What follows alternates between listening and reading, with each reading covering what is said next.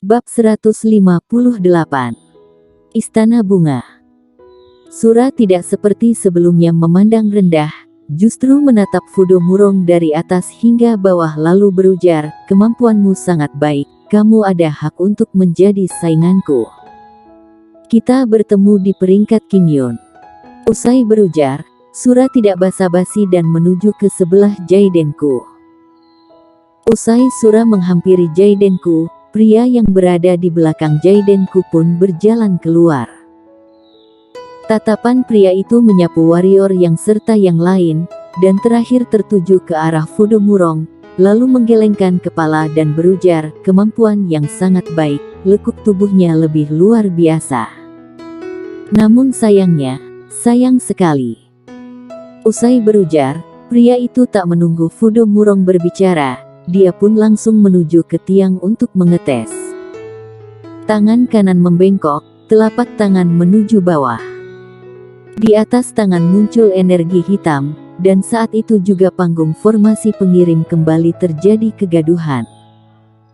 "Istana Bunga kemari," juga dengan Istana Salju, seseorang berteriak. Tatapan seluruh orang kembali tertuju ke panggung formasi pengirim. Di atas panggung formasi pengirim muncul dua kelompok orang, di kiri terdiri 4 orang, mengenakan gaun panjang bermotif bunga. Di kanan terdiri 5 orang, mengenakan gaun panjang berwarna putih. Dua kelompok ini memiliki kesamaan, yaitu sama-sama wanita, dan juga sangat cantik. "Apakah kamu melihat wanita cantik yang mengenakan gaun putih?" Fudo Murong berujar kepada warrior yang, dia adalah Narya Leng, mewakili Istana Salju. Dengar-dengar, dia pernah membunuh alam pemenang. Oh iya, dia adalah energi hitam, jika melawan dengannya harus berhati-hati. Bagaimana dengan kelompok kanan? Warrior yang menatap Narya Leng sekilas, lalu tatapannya pun tertuju ke kelompok orang Istana Bunga. Dibanding Istana Salju, dia lebih tertarik dengan Istana Bunga. Fudo Murong menatap warrior yang sekilas lalu berujar, "Apakah kamu melihat wanita yang mengenakan sebuah kain untuk menutupi wajah?" Dia adalah Yulia Wen, tingkat ke-9, dan dia sangat misterius. Tidak pernah mendengar bagaimana dirinya, namun semakin seperti itu, kita harus lebih hati-hati. Yulia Wen. Warrior yang sedikit menganggukkan kepala, lalu menatap Fudo Murong dan berujar, "Kamu sepertinya sangat mengenal mereka." "Tentu harus mengenalnya." Fudo Murong berujar, "Hanya terus mengenal kemampuan orang luar biasa di wilayah selatan, aku baru bisa memastikan kemampuan diriku. Karena di bawah pujian murid bagian dalam serta murid bagian luar di Sekte Pedang, sepertinya aku akan seperti Riansi mengira diriku sangat luar biasa." Warrior yang terkekeh lalu berujar, "Akhirnya aku mengerti mengapa kemampuanmu sangat kuat. Benar, menjadi orang luar biasa memang tidak sembarangan, contohnya adalah Fudo Murong. Kamu juga luar biasa, karena aku bisa merasakan hawa-hawa bahaya di tubuhmu." Fudo Murong menaikkan alis lalu berujar, "Kita berada di pihak yang sama, meskipun aku bahaya juga hanya mengancam orang lain, bukan?" Warrior yang terkekeh lalu berujar, "Jika murid Sekte Pedang yang mengikuti peringkat Qingyun berpikir seperti itu akan lebih baik." Fudo Murong berujar. Warrior yang terkekeh tidak kembali berbicara. Dia bisa merasakan Riansi sebagai ketua serta beberapa murid lainnya tidak menyukai Fudo Murong dan Fredkin. Namun dia tidak mempedulikan hal tersebut, yang terpenting orang lain tidak mengganggunya, dijauhkan ya dijauhkan saja. Mau gimana pun, dia tidak akan kekurangan apapun. Sepertinya Istana Salju tidak memiliki hubungan baik dengan Istana Bunga, karena dua pihak saling menatap dengan dingin, lalu menuju ke arah gerbang. "Jaidenku, Yuan Yu, aku tidak menyangka kalian yang memimpin tim. Ketua Istana Bunga menatap Yuan Yu serta Jaidenku lalu berujar. Celestia, 10 tahun tak berjumpa, kamu tetap terlihat tidak berubah. Melihat Celestia di depan, tatapan Yuan Yu terlihat sedikit berantakan. Dia pun berujar, mengingat hari-hari kita bersama bagaikan kemarin, hai. Tatapan Celestia juga memancarkan sekilas tatapan rumit lalu berujar, 10 tahun tak berjumpa, kamu bahkan sudah akan berubah menjadi pria tua. Waktu mengubahkan segalanya. Yuan Yu menggelengkan kepala lalu terkekeh. Saat itu juga, Ketua Istana Salju yang mengenakan gaun berwarna putih berujar dengan dingin, jika ingin balikan, bisa berpindah tempat. Pandangan Celestia berubah dingin, namun mendadak tersenyum lalu berujar, balikan. Lalu ada apa? Lebih baik dibanding orang lain yang tidak bisa. Wanita itu menatap Celestia dengan dingin, lalu kembali menatap Yuan Yu dan berujar, Yuan Yu, kamu juga termasuk orang penting saat itu, mengapa bisa tertarik dengan wanita ini? Untungnya kamu tidak memilih untuk bersama dengan wanita ini, jikalau tidak, entah berapa kali kamu harus diselungkuh olehnya. Kamu tidak tahu, bukan? Kekasih seseorang sudah memecahkan rekor di angka 3. Mimik wajah Celestia terlihat tidak enak dipandang, lalu berujar, Alesta, apakah kamu ingin melawanku? Takut. Alesta tersenyum dingin lalu berujar. Jaidenku akan pergi terlebih dahulu. Di saat dua orang tengah berdebat, Jaidenku yang berada di sebelah pun memberi salam, lalu membawa 3 orang di belakang untuk meninggalkan tempat. Dia benar-benar tidak tertarik mengikut campur masalah Istana Salju dan Istana Bunga. Yuan Yu juga memberi salam kepada 2 orang ini, lalu siap untuk meninggalkan tempat. Dia juga tidak ingin mengikut campur masalah Istana Bunga dan Istana Salju.